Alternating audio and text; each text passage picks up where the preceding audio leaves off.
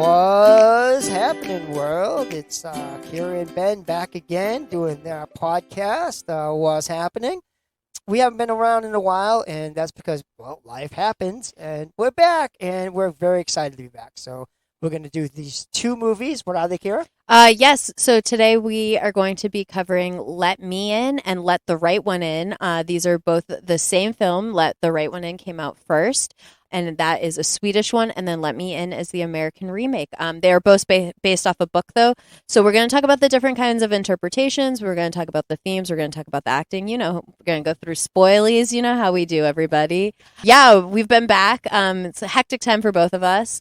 So we appreciate your patience and waiting for us to come out with some new content. But life happens. Ben, you were just in Disney. Yes, it was amazing. I had an amazing time. Disney World opened up 3 lands. First, they did Moana Land and 2 others. I actually got to go to Moana Land. That was a lot of fun. So if you get a chance to go, I do recommend it. And I'm just glad to be back doing this. Did they have all their Christmas stuff out? They did, and it was absolutely amazing. We went to the very first Hollywood Studios version of their the Jollywood Christmas special, and it was fun.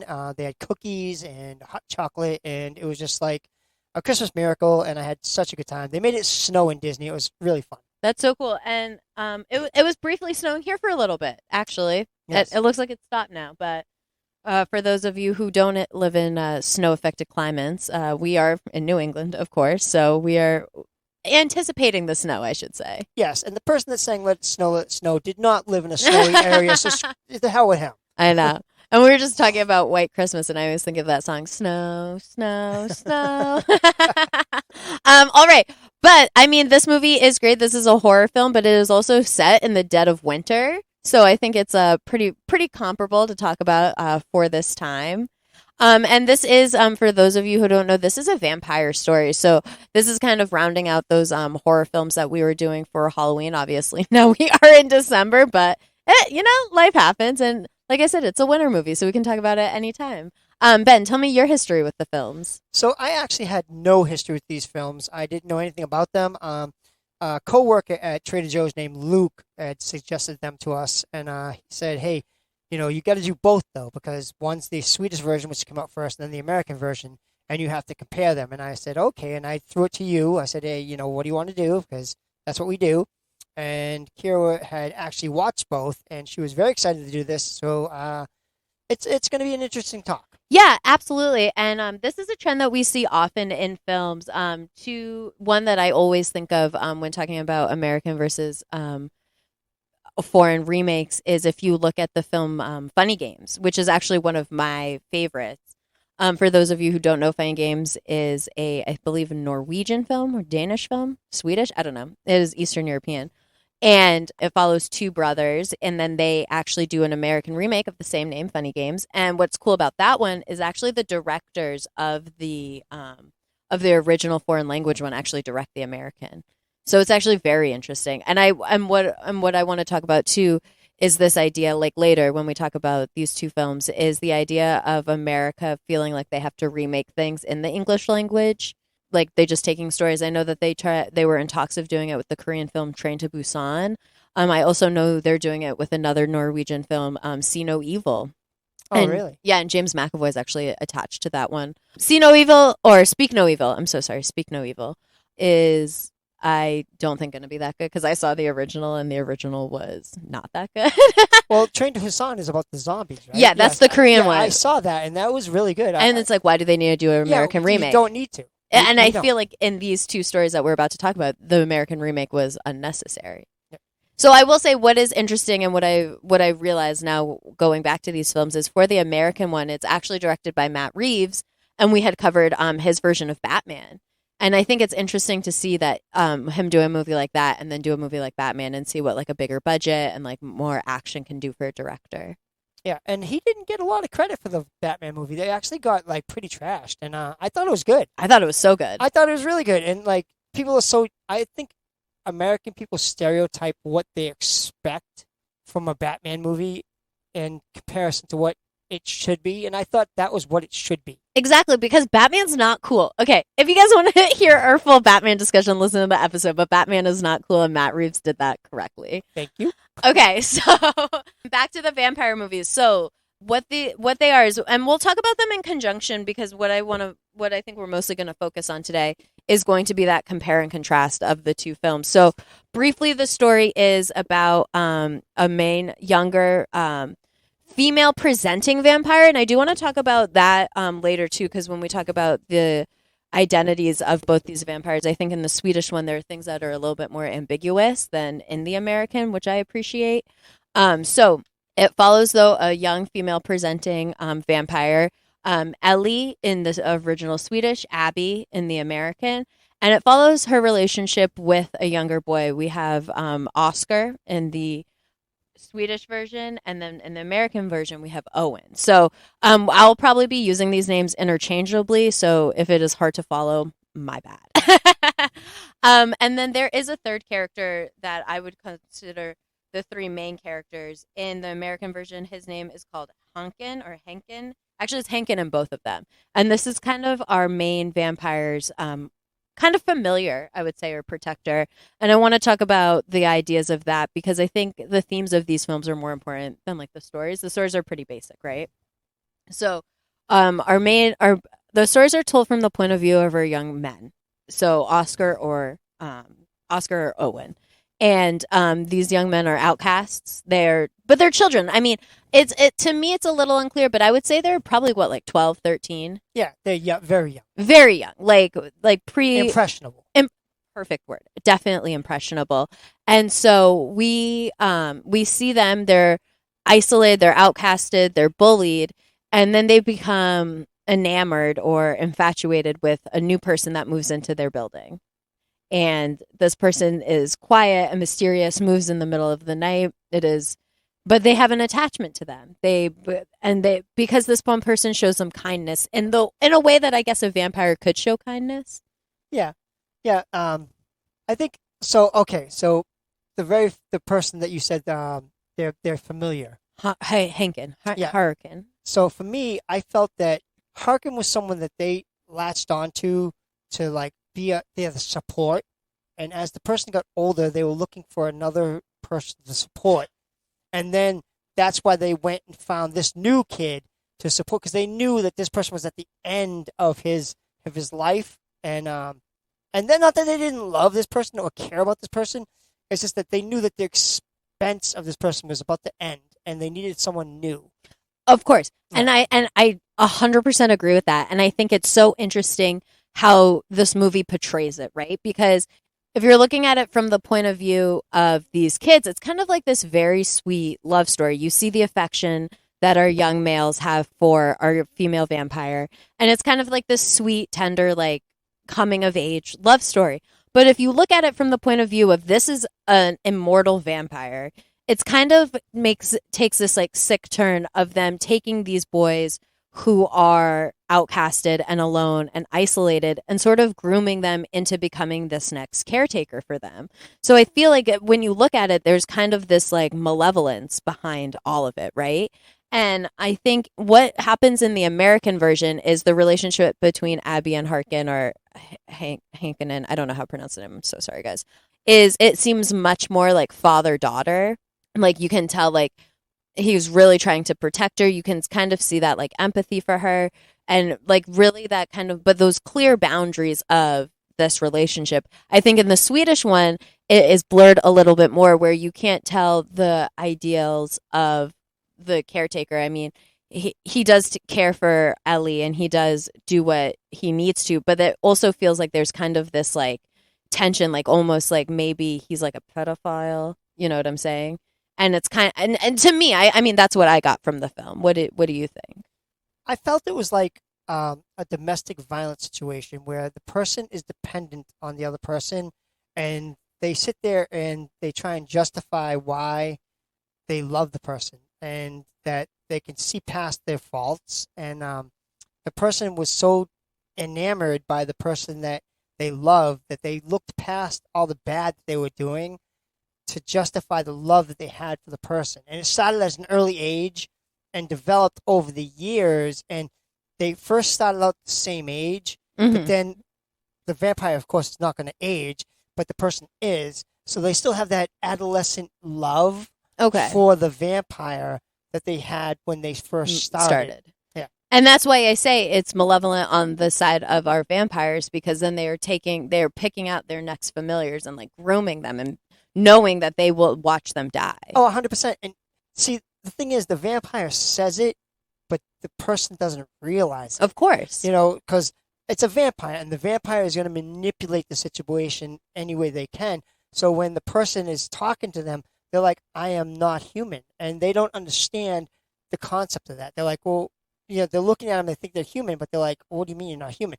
You're human. But the vampire is trying to explain themselves in a way that it's sneaky, it's not sneaky. And this way, like they're not trying to justify their wrong, but they're trying to justify their wrong. But I mean, to a vampire, when you live immortally, everything is kind of subjective, right? So what is right and wrong to them? I mean, they have to kill other people to survive. Right. So their morality, I mean, if you can even consider them to have a morality, is going to be very skewed anyway. So I'm totally 100% agreeing with what you're saying. It's just... Yeah. Oh, and also, like, does a vampire have to justify itself to the sheep? No. Right? I mean... Like, does the wolf justify itself to the lamb when it kills it? It doesn't say, hey, look, I'm a wolf, you're a lamb, this is how we do things. Yeah. He doesn't have to. And that's what the vampire's been around for centuries, so it's like, look, I am who I am, you are who you are, and this is how things work. Exactly. And I think what's cool, too, is that while we see these younger vampires kill, we also have that great scene where we watch our caretaker kill for the vampire. That's seen in the woods when they're draining the blood. Yeah. And then they kind of get caught and startled.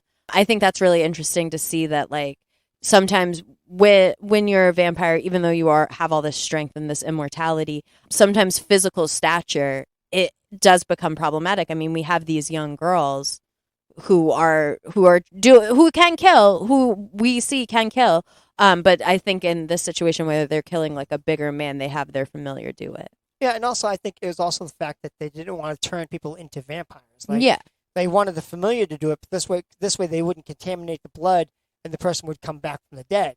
Like when the girl gets bitten, like when she has no choice but to like attack someone. Right. She attacks the person and then the person becomes a vampire, but the person isn't aware of being a vampire, so all they understand is like they were attacked by someone and now they have this thirst, and then they act upon it, and then I think the recognition of the fact that they realize they are a vampire and they're like, open the window, and they want to die.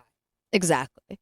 And I think what's so cool in this film particularly is the tone that it sets. And I will say, we were kind of talking like, which one do we think is better? And off camera, we both said that we felt that the Swedish one was a stronger film. Yes, 100%. And I totally agree with that. And then on the reverse of that, you were saying, and this is what I wanted to get into, is that you felt that Chloe Grace Moretz, who plays Abby in the American film, you thought that she was a better actress. No, I just felt she did better as the vampire than she expressed herself better as the pain and the suffering she was going through as being a vampire compared to the other person was just very deadpan to me. I was like, all right, well, she doesn't come off as emotional as the American actress did. I thought the American actress was more like, torn with like what was going on with her. Like, she knew she was being a vampire, but she knew it was wrong, and she knew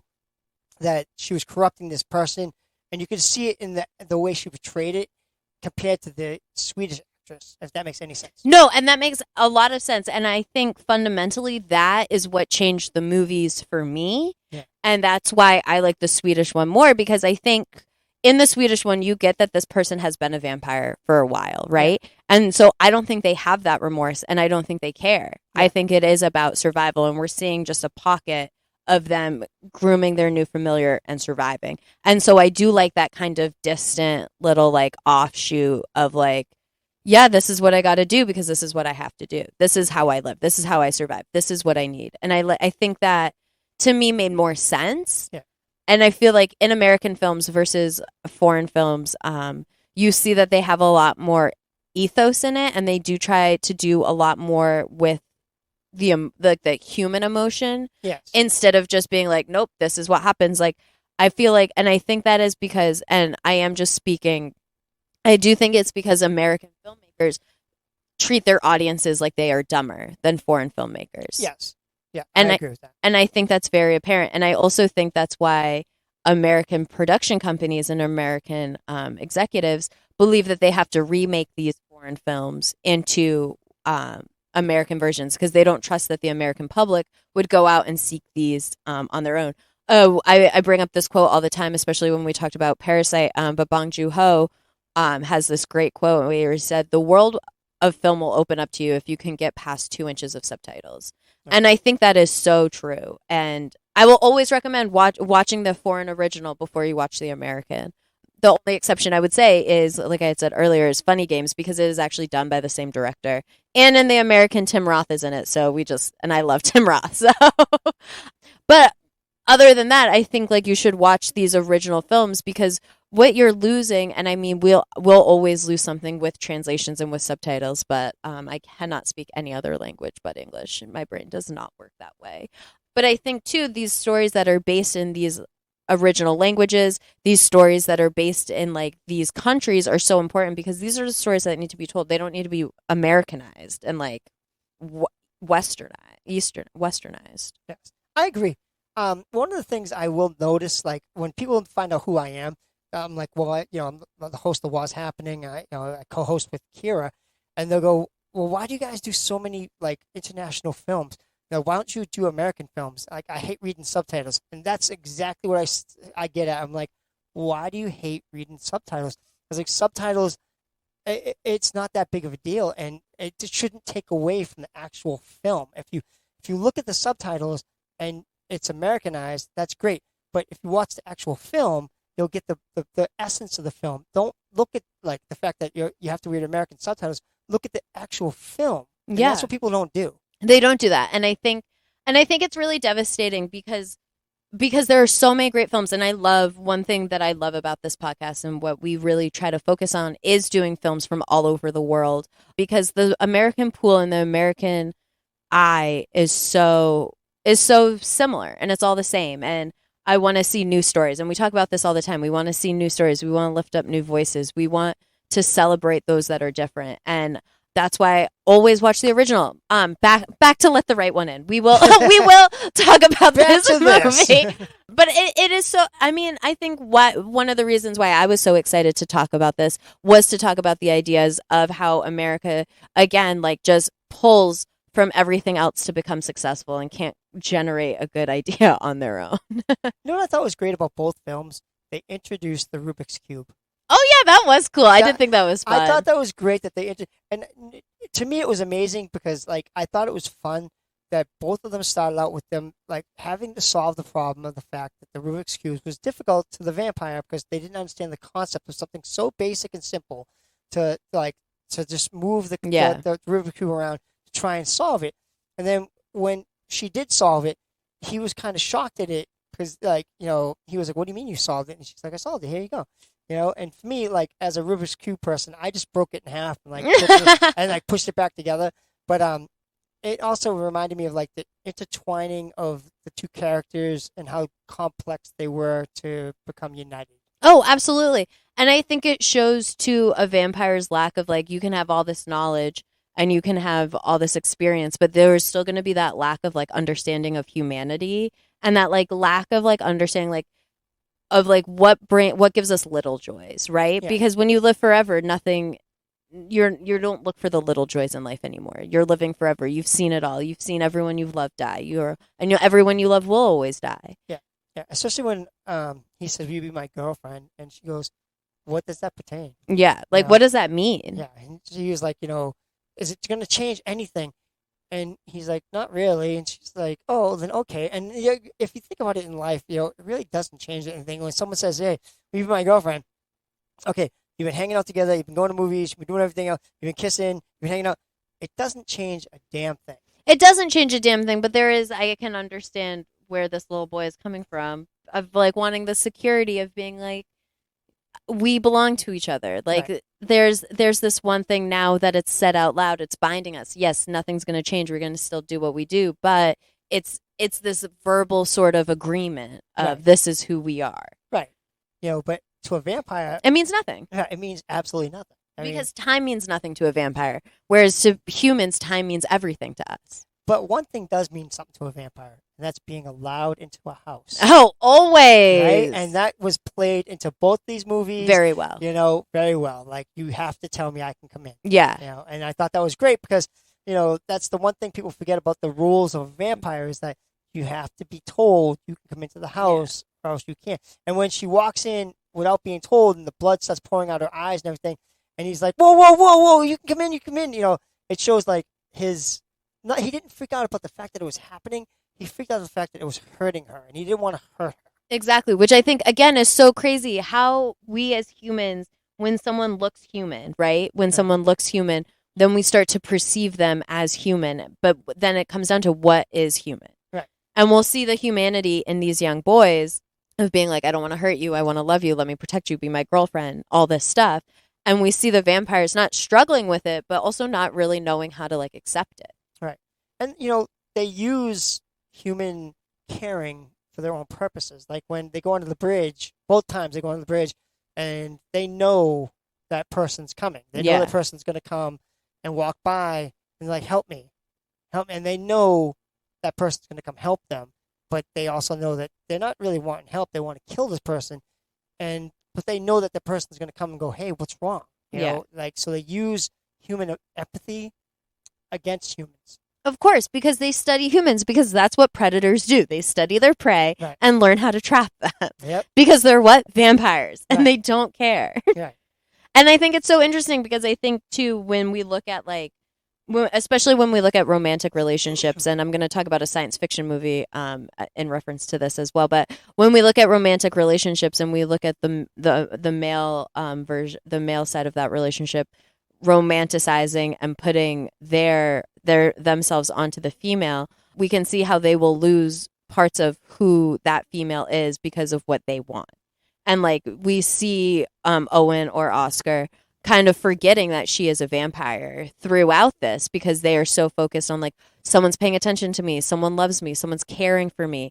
I'm isolated from my mom, I'm isolated from my friends, I'm picked on, and this person is like this hope for me, while forgetting that this person is a vampire. And I was going to bring up have you ever seen the film Ex Machina? No. Oh my god, great film. We're going to talk about it later, but what I want to talk about in this is our main protagonist in that film is performing a Turing test on a female presenting AI, and how he falls in love with that AI and then forgets, because she is so female presenting and so human like, that she is actually an AI. And that's all I want to talk about without giving too much away, because it deals with a lot of these same themes. But in this, we see, and it's like, is the message that the filmmakers are trying to make, like, are these men so, I don't want to use the word like ego driven, but are they so physically driven that they'll supplement what they consider pretty and good and forget that these people are not people but vampires? Yeah. Does that make sense? Yeah. No, 100%. I see that. And I don't know. It's something I like to think of because it's like, what else do we look past for what we want? This is what we were just talking about. Yeah. What do we look past for what we want? And I think when we especially look at the characters of Hankin or Harkin, whatever, what this person has now dedicated their whole life to basically caring for a child, even though we know that they're a vampire, but it's like this becomes their whole life. They're committing crimes. They're living in secret. I don't know. They're caring for someone who will never die, but Right. They've dedicated their whole lives to it. Right. But if you look, there's a part where they show like the picture of the two people together.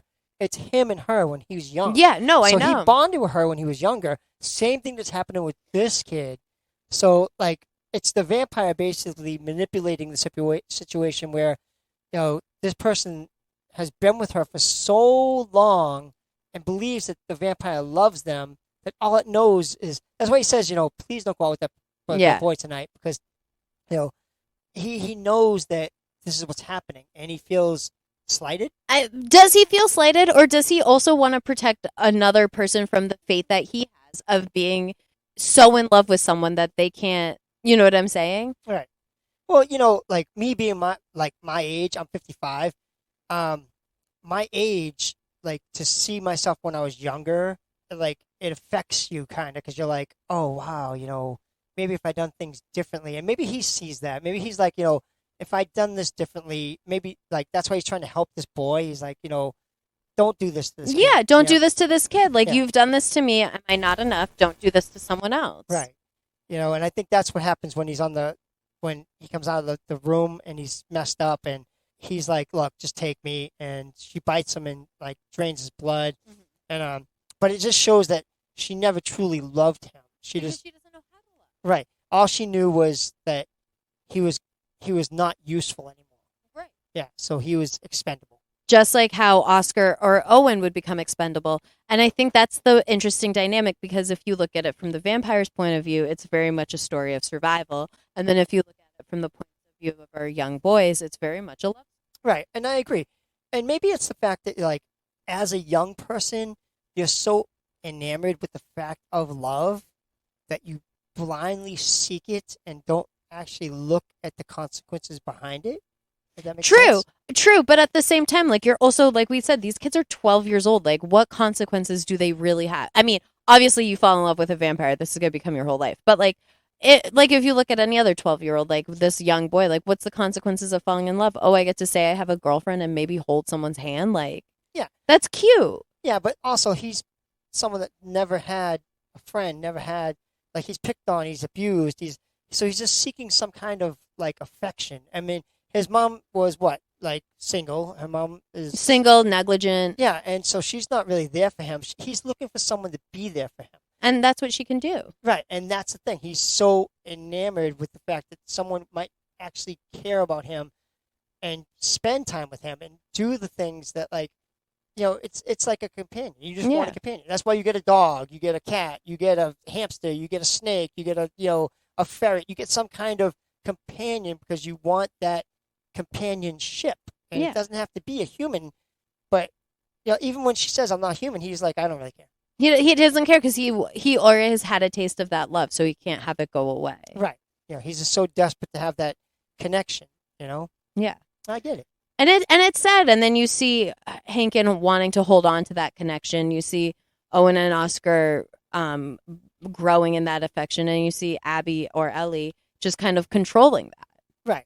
See, I'm a big fan of the fact that I came into the world not dependent on anybody. I'm gonna leave the world not dependent on anybody. And I see so many of my friends. They're like, I can't live without this person. And I'm like, oh my God, I can't live. And I'm like, you've been living. You've been living. The person wasn't in your life for the longest time. And yes, it stinks that the person might leave you, but you're going to go on. Like that song, The Heart Will Go On. Yeah. The heart will go on. But at the same point, I also understand the sentiment of, like, you can live your life one way and think that you're happy and think that you have what you need. And then someone can come along and really just open you up and open up your eyes and open up your heart and show you that there's more. And then I would say I've been in that situation. I would say that, like, once you have that, you'll do everything in your power to hold on to it. And, like, yeah, like, the sentiment of I can't live without you is so, I find, endearing and romantic, and it's something I believe in, because, like, I do believe that, like, our souls were like split, and, like, we find that other person. Once you find that other person, why wouldn't you want to feel whole with that person and live and celebrate in that love? So there's actually a religion that I want to say it's Phoenician. It's maybe Phoenician, maybe past Phoenician. They believe that the gods had created an ultimate being, male and female, and they put them on the earth. But this ultimate being was questioning the gods, so they split them. Boom, broke them in half, and scattered the pieces across the world. And all your life, you seek that other person to make the whole. So you might find something that seems like a perfect complement, and then you realize it's not, and then you break off to move on to try and find that one piece. So you're going to find pieces in life that seem like they're the right match, but they're actually not. And you search your whole life until you find that one piece that fits you, that makes you whole. And I think that when we have that, like, that idea and that destiny, like, I think that the sentiment of I can't live without you is very true. And I think in this film, especially, it's distorted and manipulated and obviously controlled by this vampire. But I think in real life, the way that we're talking about it, it's very true. And I think we all have that one person that we look to, that we lean on, that complete us. And when you find that, and you have to hold on to it because it's the most special thing in the world. And I mean, if we're all searching for connection, which is why I love film, is because it's all about connection and how we can connect through different things, through universal things, how we can watch connections and how we can relate them. But like once you search and find that connection, you will do anything to hold on to it. I mean, they say that love is the most important thing, and I think it is, because with love comes connection and understanding and kindness, and that's what we all want. That's what we all look for. Yeah, no, I get that, and I agree, and in some extent, But my thing is like to be so dependent on one person to make like when they leave to be so devastated and so like distraught. Uh, it's just for me, it's like, look, yes, when I was younger, yes, 100%, I was like, oh, but then as you get older, you're like, you know what, life goes on, and you're gonna go on, and you're gonna meet someone else, and you're gonna hope that that match is right. To just put so much stock in one person is very devastating, and in a lot of ways it can be very harmful to oneself. Does that make any sense?